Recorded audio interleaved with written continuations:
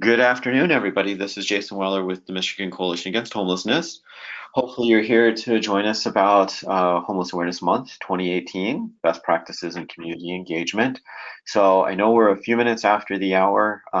Just saw that a number of folks were logging in and getting situated on the webinar. So I think we'll give everybody another minute or two because I know we had a lot more folks registered than are logged in at this point.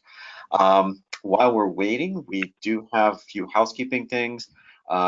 We have a number of handouts today. If you've participated in our webinars in the past around Homeless Awareness Month, you know we like to give stuff away and point resources out to folks. And this year is no different. So we have 4 handouts available. If you are unfamiliar with GoToWebinar, you have a little control panel on the top right of your screen. There should be a handouts section with a little triangle next to it. Just click on that triangle, a drop-down menu will pop up, and you will have a list of documents that you can download. Some of those will be, one of those is the presentation that we'll be using today. So that's always a handy thing to have. That means you don't have to take as many notes. And then we'll have a few other documents that I'll be referencing here at the beginning of the webinar. So if you're interested, you can take a look at those. You don't have to download all of them. You can download whatever you would like, dealer's choice. And then the other housekeeping thing is if you're having any kind of audio or connection issues, unfortunately, I don't have any control over that. The best thing to do is log out, log back in real quick. That normally resets whatever the problem is, and you should be good. Otherwise, if you have any questions, please use the questions toolbar. Again, it's right above the handouts, little triangle next to questions. Just click on the triangle, drop-down menu will pop up, and it'll give you some options in terms of how you want to ask the question, you know, if you want to send it privately or if you want to open it up to everybody, and then you can shoot that over to me. So otherwise, let me see, we're 5 after the hour. I know one of our presenters is being mindful of the time because they have another commitment right after our webinar this afternoon. So I think let's go ahead and get started. I suspect we're going to have some additional folks join us here as we get rolling, but that is what it is. So once again, good afternoon. This is Jason Weller with the Michigan Coalition Against Homelessness. Hopefully you're here to learn about Homeless Awareness Month 2018. And yes, you did hear me correct. I said month instead of week. I'll get into that here in a little bit. So we are very fortunate to be joined by a panel of true rock stars. We've got Ida Benson with Covenant House, Michigan, Terry Aris with the Livingston County Continuum of Care. I believe it's the Homelessness Committee, but Terry can correct me whenever she gets a chance to talk. And then we've got Stephanie Kasperzak with Monroe County Opportunity Program. So I'm very grateful to all of our panelists for being willing to present. I've had the opportunity to take a look at the things they're going to be talking about this afternoon, and I think you guys you're in for a treat. So that being said, let's go ahead and get started. And oops, let me make sure this is working correctly. Okay, so see everything's moving according to plan, and we've got a question real quick. So let me just see what that is. Okay, hey, from this CHS team, we're glad that you're with us, and yeah, so if you guys have any questions as we're going through, please feel free to type in the questions because of course all the attendees are on mute. So Homeless Awareness Week, a little bit of background. That's my job today, is to give everybody a little bit of background and take care of the housekeeping stuff and then let the rock stars do their job. So Homeless Awareness Week, it's a campaign that's been around for quite a while, I think about 15 or 20 years. Originally it was organized by a student organization, and it's been slowly, they've collaborated, begun a collaboration with the National Coalition for the Homeless, and nationally the week is Hunger and Homelessness Awareness Week. And you see I've got a link to the URL at the National Coalition's website. I will say when it was run solely by students, it was a bit more chaotic and disorganized but now that they're networked with or partnered with the National Coalition, things are a bit more structured. But here in Michigan, we as we always like to do, we like to do things a little bit differently. Um, and so we have historically had a homelessness or a homeless awareness week. Um, and although nationally the campaign is traditionally the week before Thanksgiving, it's that time of year when people are thinking about how they can give back, yada, yada, yada. Um, what we found is that Michigan's a huge state and folks have a tendency to do what they want to do. And we've noticed that especially in the most recent years, we've had events going from the end of October through early December that have been quote unquote homeless awareness week activities. So rather than try to cram homeless awareness week into this one, this certain time span, we're kind of given up for this year and we're just calling it Homeless Awareness Month, recognizing that communities are going to be hosting events probably all throughout the end of October through the beginning of December, calling them Awareness Week activities. So we're not expecting, although the technical dates for the national campaign this year are November 10th to 18th, our expectation is not that folks will do stuff all November. They'll continue to do things during the regular time span.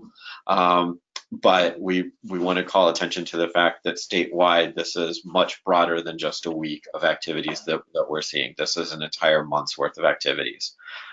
So we're just calling it as we see it, and when we're owning it. But yeah, big thing there is we want to make sure that folks aren't feeling pressure, because I know a few folks have already talked to me about, oh my gosh, we got to do a whole month's worth of activities now. No, that's not what we're trying to do. We're just trying to capture everything that's already going on. So what's the point? And this is a question we get, especially from communities that have not done awareness raising activities in the past. And from our perspective and the types of activities that I know that Micah has done, this is really about building awareness about the issue in your backyard. It's also a prime opportunity to raise awareness about the need for volunteers, to get community members involved in whatever capacity you can. And it's also an opportunity to raise money or get donations, So you got to look at it from a lot of different perspectives and kind of assess what either your agencies or communities' needs are, and then figure out, what, given those needs, then you can build a program up from that. And I'm not going to go into a whole lot of detail about this because I know that's exactly what our panelists are going to talk about today, is the different types of activities their communities have been organizing and the different types of outcomes that they've had. So every year, of course, we get questions about, what's Micah going to be doing? I think folks are kind of expecting that we're going to be doing posters. And of course, there is a sample poster that we had from, I think, last year or maybe 2016 that's available for download if you're unfamiliar with the posters that Micah has provided in years past. We are going to do that again this year. One big difference is that we are going to be actually crowdsourcing the art as opposed to using a graphic designer. So here in the next couple of weeks, you can be looking for an email from us where we're going to be looking for artists. We're going to be looking for folks who have experienced homelessness to provide art. We're going to be looking for staff, service providers, really anybody that has some kind of connection with homelessness in some capacity. We're going to be, reaching out and asking folks to contribute art. It's kind of building off a program that we saw here in the capital area last year with a youth art program that was very well received. So we're going to see if we can capitalize on that and make it a statewide thing. So some other resources, we have a Homeless Awareness Month toolkit that's also available for download. It's not fully updated for 2018, primarily because the 2017 annual report numbers have not been made public yet. So those sections of the toolkit have not been updated, but everything else has. The big things that folks typically have asked about is we have a sample press release, we have sample public resolution. So if you want to ask your city council or county commissioners to pass some type of local resolution recognizing the activities and what you're doing, we have a sample document included in the toolkit that covers that. And then we have suggestions, other communities reach out to or agencies or even individuals reach out to us every year and ask for some recommendations for books or movies. They want to have some kind of public get together with their church or at a library and always ask for recommendations. So we've actually put together a pretty comprehensive list of books and movies, if you want to do an activity along those lines. And let's see. Okay, I see. Yes, Hannah, please send in some photos. Also, so with the art for the poster, it's, if you want to design something, you can do that. If you have photos, you can send those in. Yeah, we're kind of free form this year and we're kind of waiting to see what we get. So yes, if you have materials, please do send those in. So another thing that we are really emphasizing this year is, likely some of you are familiar with this, but we have a Facebook group for communities and agencies and folks organizing events. You have the URL here. I will send that out afterwards, and also with the follow-up email that goes out after today's webinar, I'll send the URL for the Facebook group again. But I think we've got something like 150-ish members of that group at this point.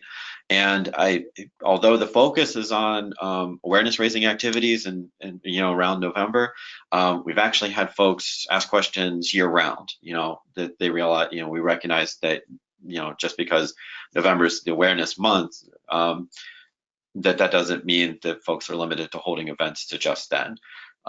So we have seen it work, where folks have been able to come in and say, hey, we want to organize a sleep out, or we want to organize this type of event. We've never done it before. Please help. And almost immediately folks have responded and said, yep, here's some resources. Here's a website to check out. Here's my contact information. Give me a call. So definitely want to make sure that folks are familiar with that and are hooked in if they're interested. And then the last thing is, in terms of the big things Micah is doing, is we are going to have literature drop at the state capitol again this year. Basically, we'll put a call out for volunteers and say, hey, if this is something you're interested in doing and you're living, kind of close to the Capitol area, come on by. We've typically combined it with the Legislative Action Committee meeting. I think we're talking about beefing that meeting up this year, so we actually talk about policy work for next year. This will be after the election, so we'll have a sense of kind of what our work is cut out for us. And of course, this will be a chance to meet other folks who are interested in policy and awareness, raising activities. And it's also a chance to stop by and say hi to your legislator and drop off some materials.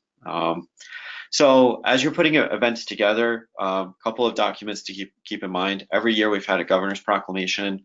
I don't think this year will be any different. Even with it being the election, I still think we're at least going to ask for one. And of course, if we get one, we'll make sure we email a PDF out to everybody. And then of course, data. Michigan's fortunate. We have a ton of data to rely on. So don't be scared of pulling that in, especially as you're pulling together talking points and engaging with elected officials, members of the media, stuff, things like that. You want to make sure that you're able to talk intelligently about what's going on in your backyard as well as what's going on statewide. So, and as the last couple of years, as those data-related materials are becoming available, we will certainly broadcast them, get them out there as much as we can. I think we're planning on also trying to post a lot of these documents at within the Facebook group as well. But of course, I also have this email list of folks who are interested in this topic, so I can also send things out to the email list as they become available. So I've done a lot of talking, more than I meant to. I'm about to hand things over to Ida from Covenant House, but before I do so, I ask a quick poll question so that we get a sense of who's on the call with us today. So first question, has your community or agency hosted an event in the past? And give everybody a little bit of time here to respond. I know you got to put down your turkey sandwich, wipe your hands off.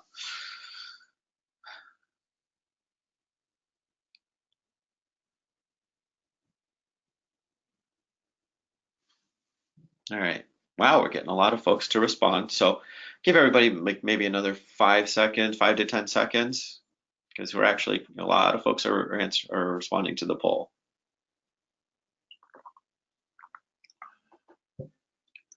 All right. Well, thank you to everybody who responded. So let's see. Wow, it's actually a pretty even split between the yeses and the folks who either say no or they're not sure. I'm guessing if you're not sure, it's either you're really new or you're new to the agency or new to the role that you're in now. So you're not sure if events have happened in the past. All right, that's very good to know. And then one more poll while I have um, everybody's attention. And this is just asking if you're currently planning to do something for 2018, and also gives us kind of a sense of where folks are at with this, or where they're coming from for today's session.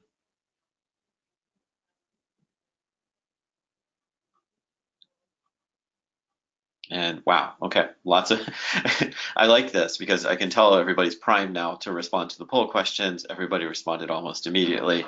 I'll give maybe another 5 seconds or so because I think we've about maxed out where we were with the first poll question.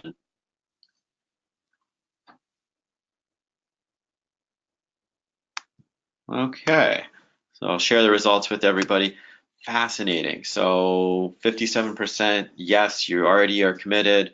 4% definitely no, and almost 40% maybe depends on this webinar. Okay. No pressure on us, but okay. No pressure on the presenters, I should say. But hopefully you learned some interesting things.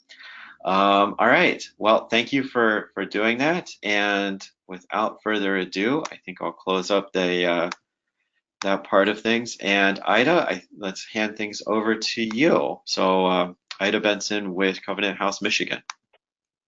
Great. Thanks, Jason. I appreciate everything that you've done to coordinate this webinar, and I hope that everyone is able to see our slides. I think you're kind of working on that right now. Yep, I'm trying to figure out. Okay.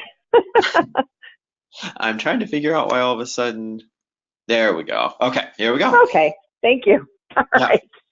So thank you. So as Jason said, I'm Ida Benson. I'm from Covenant House, Michigan. I'm the Director of Development and Communications. And just kind of going through what we do for National Hunger and Homelessness Awareness Week. So we can go next slide. Sorry, every time I touch something on the control, it always gives me trouble. So that's quite all right. So So Covenant House, Michigan is part of an international organization. We are a faith-based nonprofit that provides shelter and services to homeless, runaway, and at-risk youth ages 18 to 24. We provide them in 2 sites in Michigan at our Detroit campus, and we're opening up a new site in Grand Rapids in the middle of November during National Hunger and Homeless Awareness Week. Right now it's tentatively scheduled to open November 14th. So that's kind of interesting that we're opening during that time. So we have a facility where we have space for up to 75 homeless youth residents. We have an emergency shelter, and we also have a 2-year transitional living program. And our goal is to direct them, obviously, on a path toward meaningful and successful adulthood. A lot of these kids come out of foster care. They're runaways. They come from homes where they've been kicked out because mom's boyfriend doesn't like them. We're getting an uptick in a lot of gay and transgender youth that are being kicked out of their homes and finding no place to go. A lot of age out of the foster care system. So we have an opportunity at our campus to really kind of grab these residents at this critical age of 18 to 24 before they actually start going into a lot of different areas of homelessness, and kind of redirect them, get their GED, get their actual high school diploma, get them on a path of education, and get them a job. So we do offer all sorts of services from A to Z, whether we get them we get healthcare, we get all sorts of things for them to get their data collection work and getting them really back on their path, and they can be up to 2 years. So we have a lot of intense services for the youth that are on this campus. And what we try to focus on, National Hunger and Homeless Awareness Week is a real big week for us because it's one of our major fundraisers. And we are looking at doing, we do our something called Sleep Out Michigan, and you can kind of actually, we want to flip to the next page. We'll talk about Vigil first. So on the same day that we have our large fundraiser, we have our Youth Homelessness Candlelight Vigil, which is this year is going to be on November 15th, 2018. And typically in the past, we've been around for about 20 years, and we've had our vigil on campus. And we realized last year that we have really outgrown what our campus can hold for candlelight vigil. You can see from the picture, we have a couple hundred people, and we have an opportunity through the DTE Beacon Park Foundation. They have offered to donate the space at Beacon Park for our vigil this year. And it's a great opportunity for us to take our message of youth homelessness out into the community in Detroit. Right now we're on, like the last several years has been on our campus, and we've invited our donors in the community to come, but we feel that having this out in downtown Detroit will really bring awareness, and we're really excited to be able to partner with DTE. And we invite anybody who wants to come join us and light a candle to honor those we have lost to homelessness, and to those who are still on the streets to please join us. The 6 to 7:30 time is tentative. We have a meeting actually tomorrow with DTE to kind of firm up all that information. If you want any more information, my contact information is at the end of the slide, so please feel free to contact me. But we encourage anybody to come and light a candle. It's going to be a short program. We're going to say a prayer and light a candle, and I think that's so very important during this week, because we're doing so much to honor and to bring awareness to homelessness, but we realize that there are people that live and died on the street. So that's something that is very important to at least to Covenant House. So from Vigil, we go into, you can go to the next slide. We go into our Sleep Out Executive Edition. So Sleep Out is a movement that's across the United States and Canada through Covenant House International, and that is an event that happens on the same night across all of our sites. So before I neglected to mention that Covenant House is part of Covenant House International, which is an organization. We have 23 sites across the United States, Canada, and Central America, all doing the same kind of thing. It's all youth homelessness. And so as an organization, taking this day, this Thursday during National Homelessness and Awareness Week, to do Sleep Out. And Sleep Out is really for community awareness. You have to meet some requirements. You have to be a C-suite executive. You have to be a CEO of an organization. You really have to meet that goal, because we expect that you raise $5,000 to Sleep Out. And so it's one of these goals that we feel that is really that is important for the organization to have that kind of representation. We get media, we get all sorts of people that come and represent their company. This year we're fortunate to have Mark Manzo from Ally Financial as our Sleep Out chair. So that's actually, he's down there on the screen. He's the guy on the right. And that actually is Sam Slaughter, who's from used to be our chair several years ago. So it's a great fundraiser, and it's a commitment. It's sleeping out literally in a box on our basketball court. So it's sleeping, and our theme is, the street is no place for a kid, and we sleep out so the kids don't have to.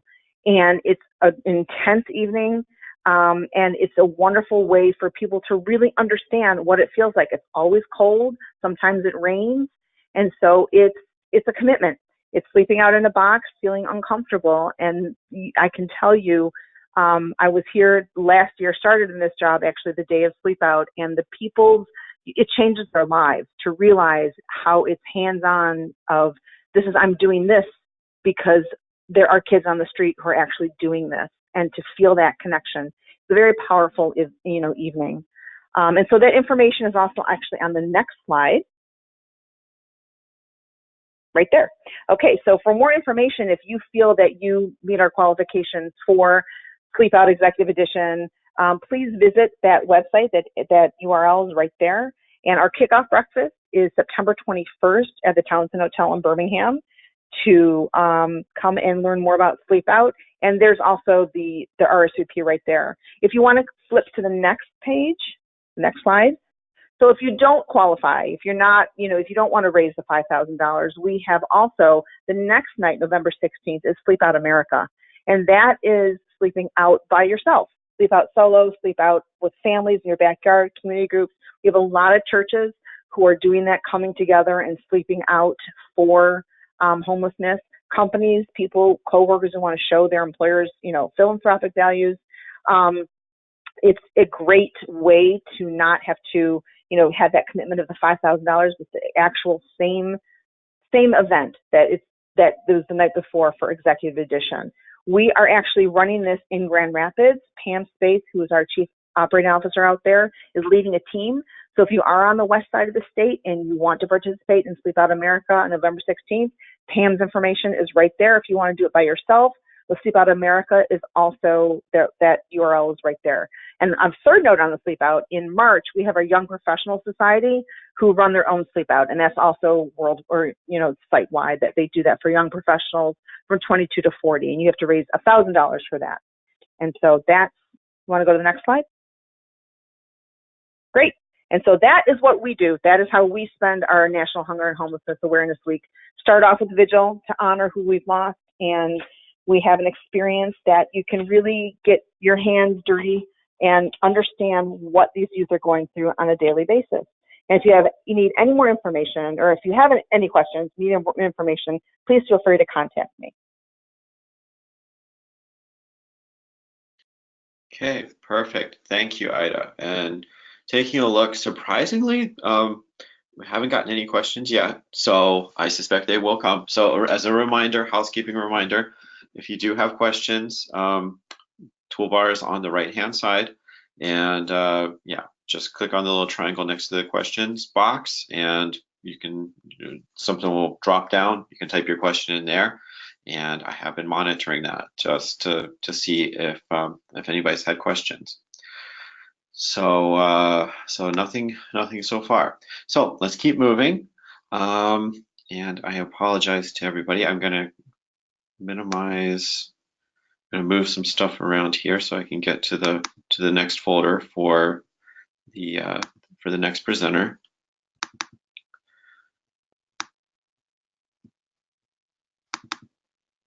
Okay. All right. So next up we have Terry Aris with Livingston County Continuum of Care Homelessness Committee, correct? Right, Terry? Yeah, actually we call it HCCC, which is Homeless Continuum of Care Committee. Okay, there we go. We focus solely on our homeless efforts for the whole entire county. And we have a subcommittee that we're calling HAW, which is Homeless Awareness Week, and that's what's presented right here.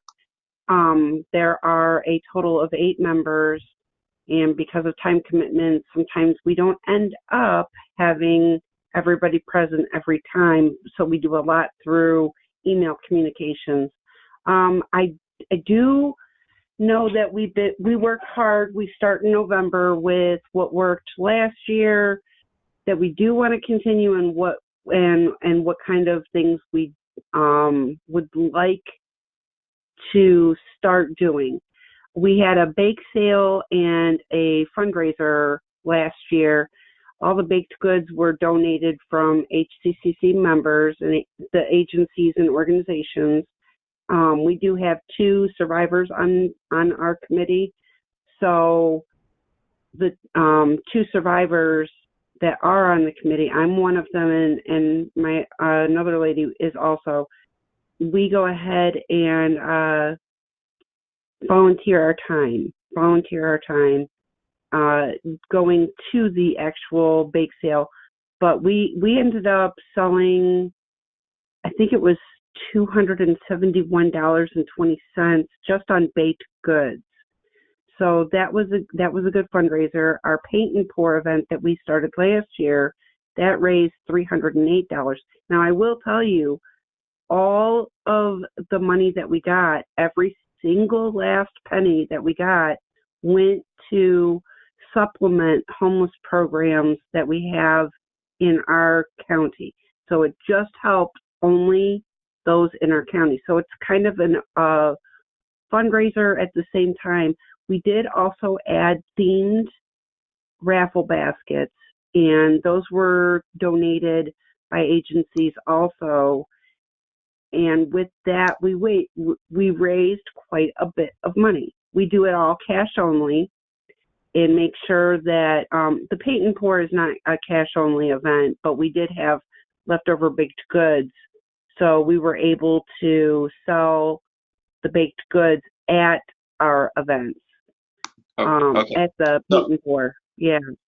So Go ahead. Terry, we're getting a Yeah. couple of questions from folks.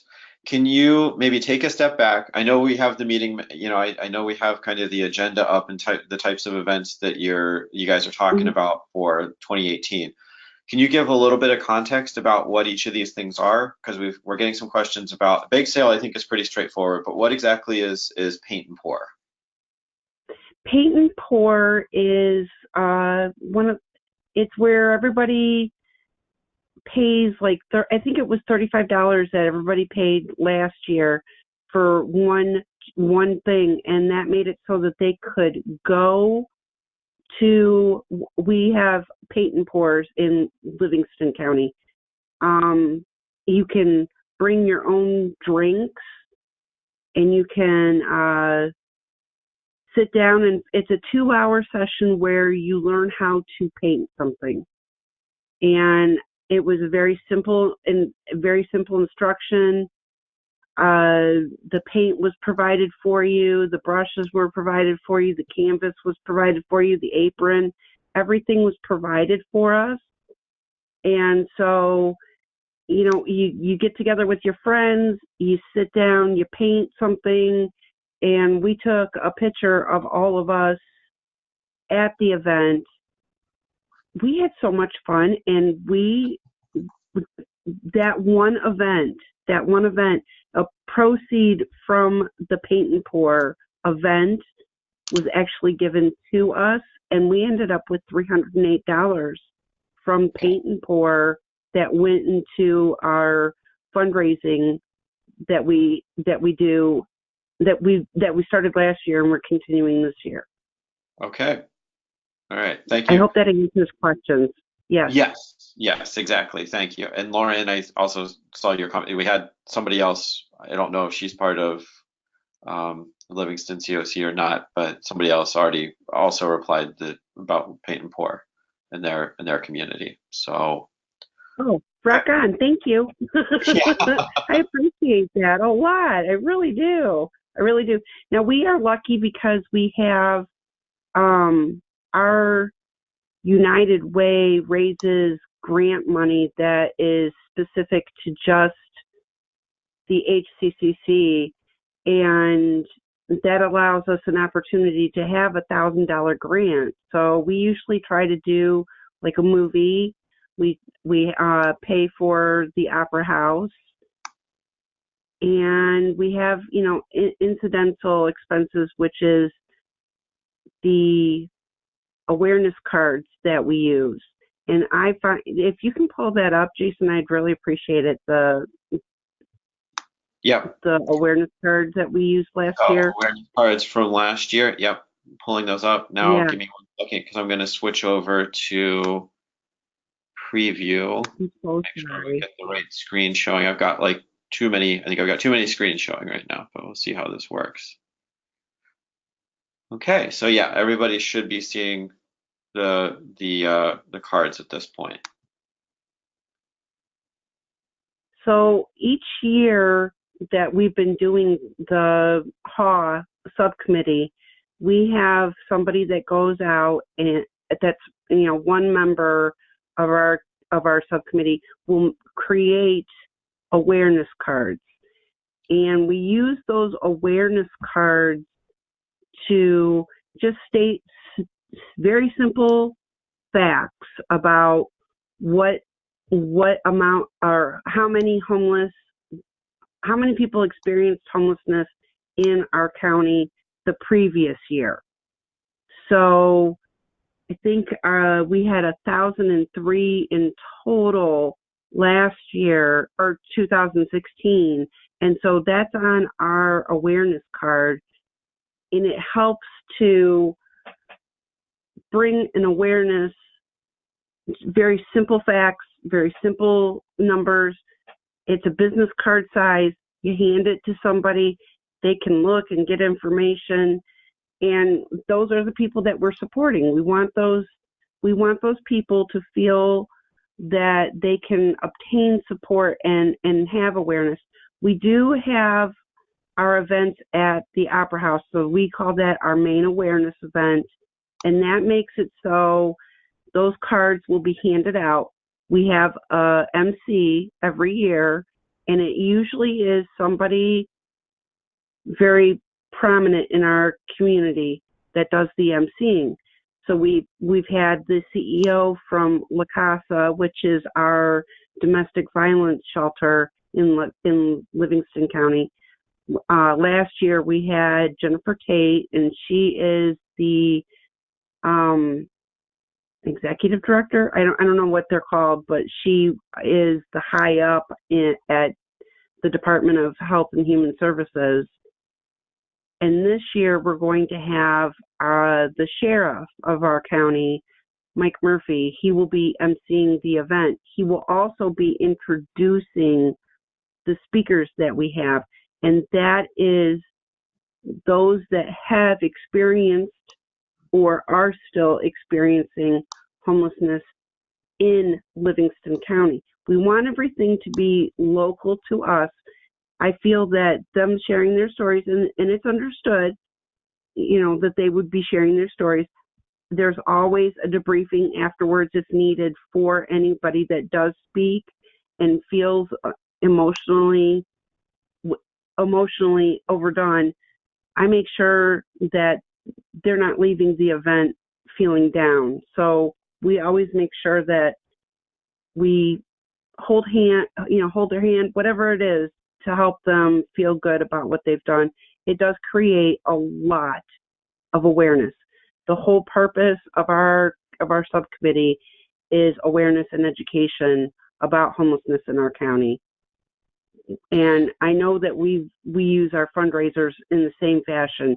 Even if people do not buy something from like the baked goods or get a raffle ticket or anything like that, we make sure that everybody understands what homelessness is. It's our way to have people approach us.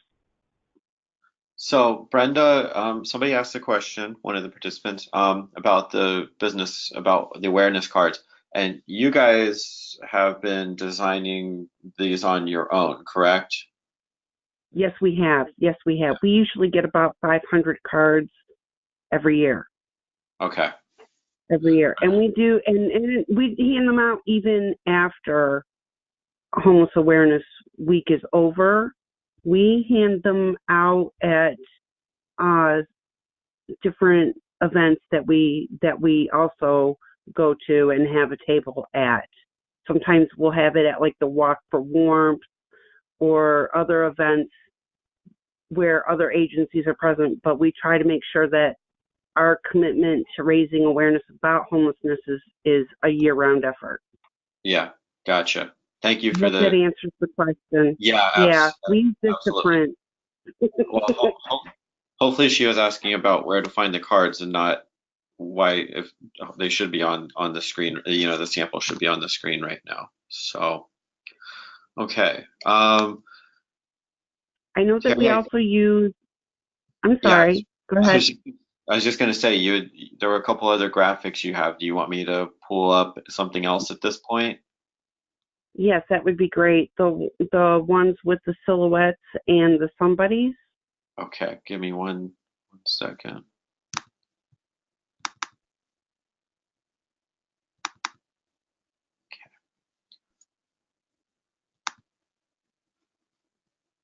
Thank you, Jason.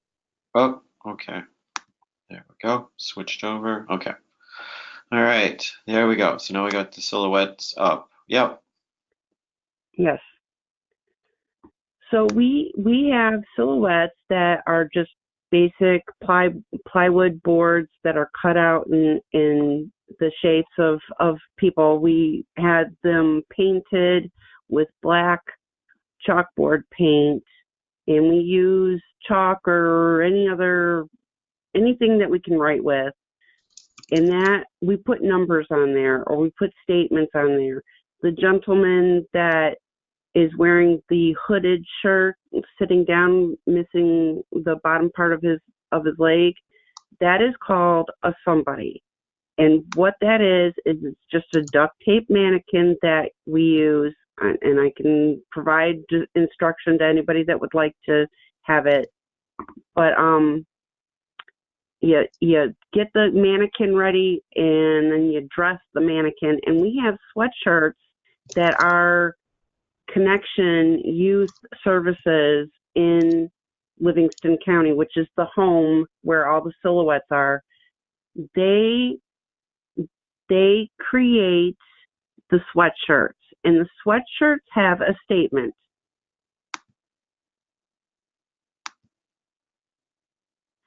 So the statement is usually something about what led that person to homelessness, and there's also a card that attaches to the string of the hoodie, and that makes it so you understand what led up to the statement on the shirt.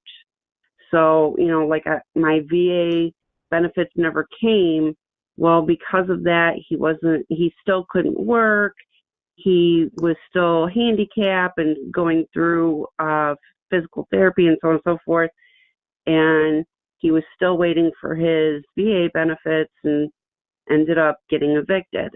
So it's just a little brief story on that. We won't be doing the somebodies this year. We will be continuing it at another time. It's very time committed.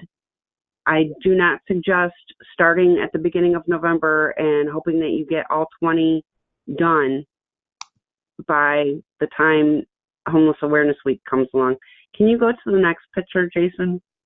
Yep, give me 1 second. And actually, I'm not sure what happened with the last screen, but for some reason, the awareness cards never got displayed. So if you don't mind, Terry, let me just go back real quick and see if I can get that to display on the screen. If you want, I can do it from my screen. I have it all minimized. I can pull them up. It's fine. There was an issue. I'm not sure what the issue is, but it's an issue. I think it's just a matter of toggling back and forth between too many screens right now. I understand. So actually, yeah, for some reason that one screen in particular is not wanting to display. So for the folks, I will send out I have the graphic for the awareness cards, and I will send those out afterwards. I'll make sure within the next day I get an email out to everybody with those cards. So I do appreciate that. Thank you. Be mindful of time. I think you said I am. Yeah, one more thing you wanted to cover? Just that the raffle baskets made it so that we were able to raise that much more money. We sold raffle tickets, so on and so forth. And every time that we go out and actively do something, there it is. There's the little card right here that you can see on the orange sweatshirt.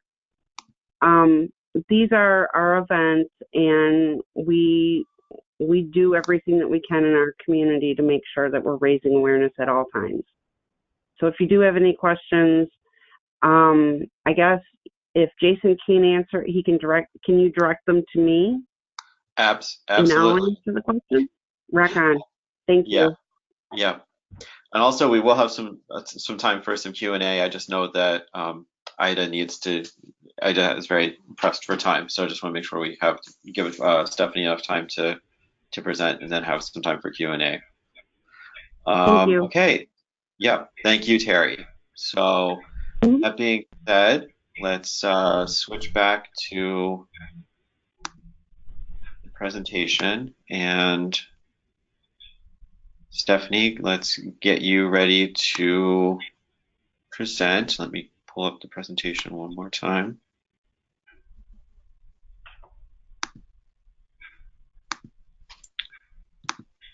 Okay. So Stephanie, are you ready? I think so. Okay, perfect. Oh, let me make sure it's actually displaying what it's supposed to be. Yeah. Yeah, and my apologies, everybody. I didn't realize until after the fact that it was not, the screen was not showing what it was supposed to. There we go. Okay. Excellent. Well, happy Election Day, everyone. It's one of my favorite days of the year. I'm Stephanie Kasperzak. I'm the Executive Director of Monroe County Opportunity Program. So hopefully some of my community action friends are out there.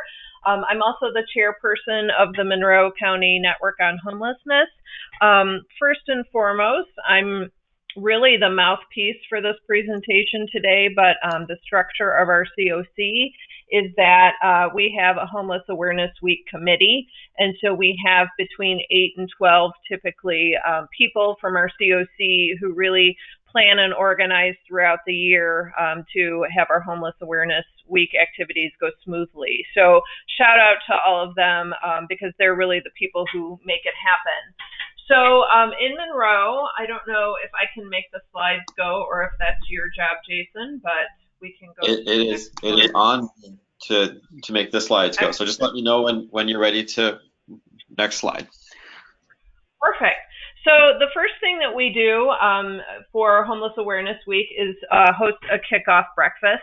And this is really one of the best events that we do for Homeless Awareness Week because it brings out our elected officials, our community leaders, all of our COC membership, and we also work with our local shelters to try and bring their homeless individuals and families as well to do testimonials. So it's usually a breakfast. It's an hour in length, so we try and be respectful of people's time. And we typically have about 100 people in the room. We get the location donated, and so really the only cost for the event is the cost for food. And then we also have this wonderful and heartwarming event called our Homeless Heroes. So we put out application and nomination forms so that people around the community in Monroe can nominate people who are homeless heroes, who go above and beyond to support the homeless in our community. And so there's two categories for homeless heroes. One is volunteerism. So anybody who's volunteering in the community towards helping our effort. And then the second is an award for human service professionals. So obviously all of us are in the trenches doing work with the homeless each and every day, but there are some people who just go above and beyond all the time. So we not only wanted to recognize our community volunteers, but we also wanted to recognize our colleagues who go above and beyond. So there's two awards that we give out. There's a few photos at the bottom. Just wanted to point out that we always get our state, our federal, and our local elected officials there to help support our homeless heroes. So it's a really great way to engage your legislators because Homeless Awareness Week does happen to fall around election time. So, we take advantage of that. So last year, for example, our homeless heroes were two of our McKinney-Vento homeless liaisons. So we had school officials and school board members who attended. In years past, we've recognized people who do free haircuts at some of our local shelters. We recognized one of our Michigan Works employees who really worked very hard to work on employment issues with the homeless. So, the amount of awardees really varies very vastly between professionals and volunteers. So that is a really great way to get community engagement during Homeless Awareness Week. It's a great way to kick off. We usually highlight our point in time numbers. So we share homeless data with everybody who attends. And then we also do client testimonials. When we have some clients who would like to share, we give them some time to have some testimonials. So there's a whole bunch of things that are packed into that 1 hour. But we really maximize the time of people when we have them in the room. So that's something we've done for about 6 or 7 years. It actually started with our 10-year plan to end homelessness as one of our community engagement activities. So I would highly recommend that. And I'd be willing to share our nomination form if anybody's interested in replicating that in their local communities. So we can probably hit the next slide, Jason. So we also do our Walk for Warmth event in conjunction with Homeless Awareness Week. If you know your community action agency in your community, you're probably familiar with Walk for Warmth. But it's an event where we get walkers come out and raise pledges. And we do a short walk in Monroe County, and we do it in November. But a lot of community action agencies do it in February or January when it's really cold outside. We do ours in conjunction with Homeless Awareness Week just because it fits in very nicely, and then we have some money to get us going for utility assistance right when it gets cold. But all the funds that are raised for the Walk for Warmth go to crisis utility assistance. And I don't know about anybody else on the call, but that's something we never have enough of. So this is a very important event in our community, and also really a way to get local businesses involved, because a lot of companies will come in and get a team of walkers and collect pledges around the office. Again, it's typically around election time, so we can maximize those who are running for elected office. And it raises for us about $15,000 to $18,000 every year for utility assistance. And then we can move on to the next one. Project Homeless Connect, I'm sure many folks on the call are familiar with that. We were one of the initial grantees when the coalition put out those grants, and we've been doing Project Homeless Connect now for 10 years. It's become a staple event as part of Homeless Awareness Week. We do ours in conjunction with a community meal. So we always have between 80 and 100 participants who come out. And we also have an enormous amount of vendors. So we have between 20 and 30 vendors who come. The majority of those are community agencies who share information and referrals. We have housing agencies, employment agencies. Our shelters are on hand to make sure that people have the information and access to resources that they need. But then we also have amenities. So we have free haircuts. We always do flu shots in conjunction with our local health department. Last year we had a Hep A outbreak, and so we had Hep A shots that were available for people. We also do children's activities. So we keep the kids busy in one part of the building so the parents and grandparents can walk around and talk to people and get information. So it's a wonderful event. It's something that we will continue even though grant funds aren't available anymore. We had a sponsor that came in this year so we could keep it going, and that's how we'll do that from here on out. And then we end the event with a community meal. So we know that everybody gets a warm meal and then goes on their way and has a lot of information, is fed, and is in a good place. We also put all that information into HMIS so we can track where people are, what resources they were given, and then follow up with them afterwards. And then the next slide, Jason. This is a new event that we added last year because we always struggled. Our Homeless Awareness Week always falls within Veterans Day. And we always wanted to do something for veterans, but we didn't want to overshadow some of the other veteran events that were going on. So we added our Heroes Luncheon last year. So this is a new event. It's either on Veterans Day or sometimes it hits around Thanksgiving time. And we work with our local UAW, so our local union provides the space for free. And we invite all the veterans who we work with through our Supportive Services for Veterans Family, or SSVF grant, our local Veterans Bureau, our VA connections. We invite any veteran who is low income or homeless or at risk of being homeless to our Heroes Luncheon. So again, it's a little like Project Connect in that we're providing some amenities for people, some access to services. We had a grant from AT&T Foundation this last year, so we were able to get some giveaways. We had food available for people to take and clothing as well, so people could go around and get some of the things that they needed to have a nice holiday. We had some baskets to raffle, and then the UAW provided just a full, wonderful meal for all of our veterans. We had a couple of our board members who are veterans come up and talk about some of the educational benefits they had as a veteran, so that people could learn more about how to get how to get a good education, and encourage them to talk to their VA person about doing that as well. And then we also had our employment specialists come in and talk about employment opportunities for veterans.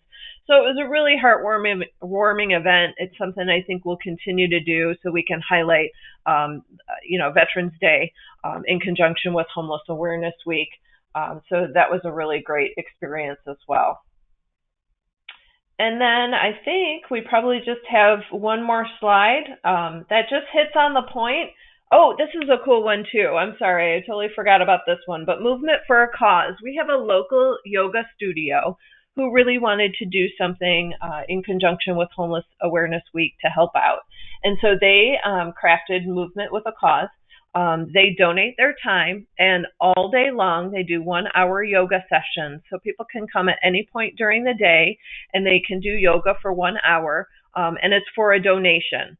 And so at the end of the day, we'll collect the donations, and the local business gets to choose how those donations are used. So 1 year, they donated to the Empowerment Plan. If you don't know about the Empowerment Plan, but they do these wonderful jackets that turn into sleeping bags for people who are out on the street. So we bought those. We've done the feminine hygiene supplies. We've also donated cots to our local warming shelter. But this is a really cool thing, and it's really latched on in our community because people love to do yoga, and this is a great way to support a good cause. So Movement for a Cause is something we do annually.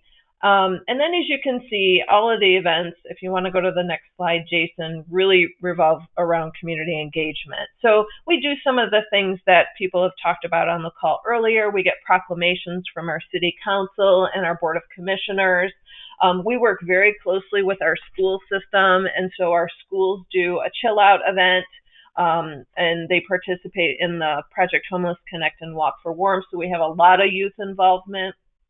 And then we really try and capture all of the information that we receive in HMIS and share our homeless data everywhere we go in the month of November. So it's all about community engagement. And the last slide is just my contact information.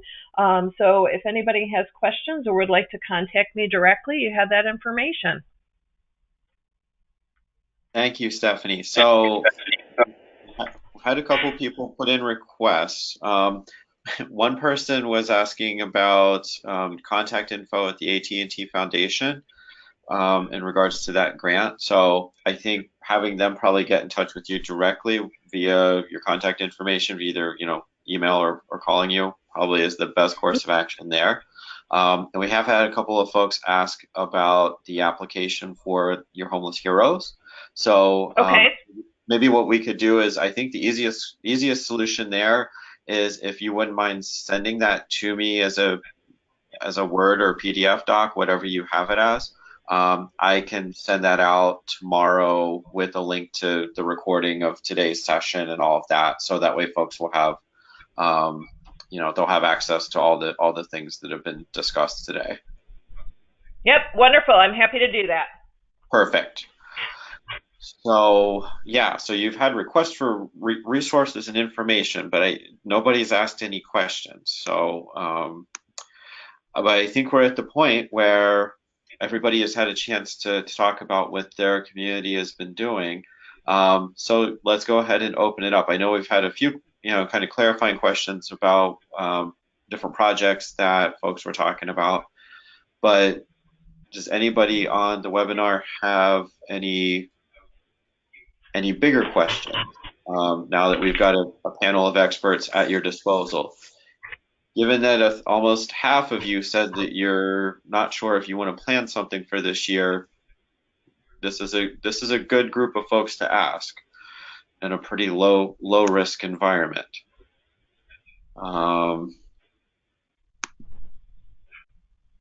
So here we go.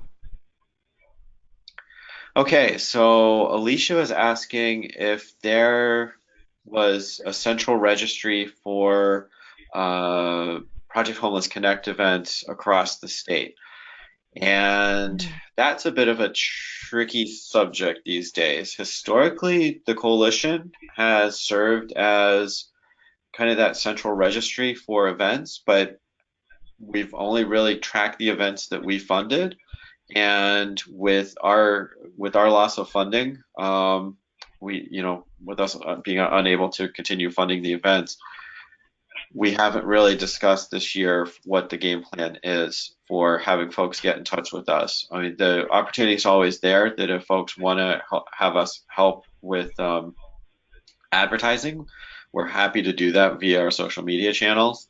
But at this point, we've always had the call out there for folks to let us know what they're doing.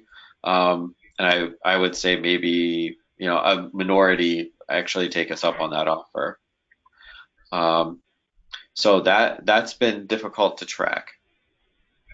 Okay. So yes, definitely as we learn of different events, because of course a lot of them happen, with starting back to school through January with the point in time count.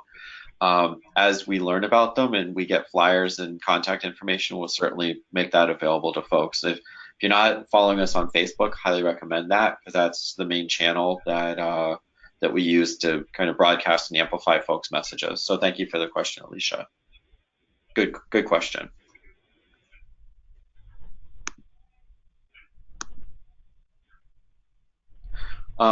So I know Ida had to leave. She had another engagement. Oh, here comes a question.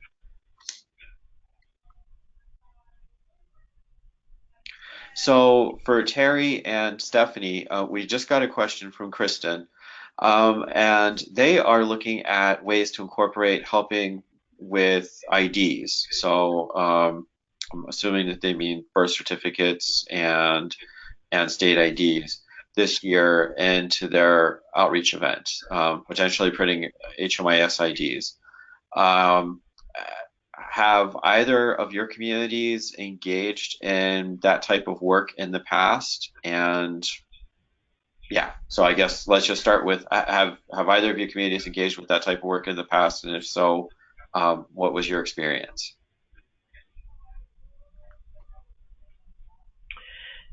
So one of the fundraisers that we do during Homeless Awareness Week raises money so that we have a small pot to help people get birth certificates and IDs. So that's how we deal with that issue. So usually we get around $500, and that will help us to help homeless people who identify that as a barrier. We can help them to go online and get them.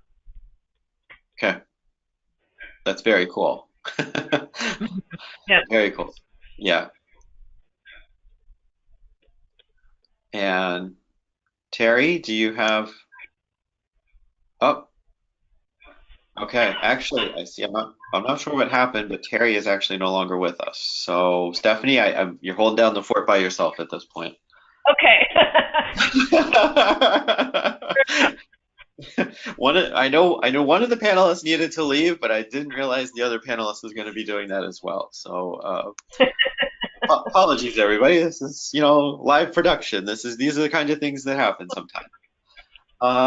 Okay, let's see. And Kristen, you're very welcome. I think if you have any additional questions, feel free to reach out to Stephanie. I will, with the email I send out tomorrow, I will include the email addresses for each of the panelists. So if folks have particular questions, or if they want to reach out to somebody to ask them additional questions or do some follow-up, that way you'll have their contact information.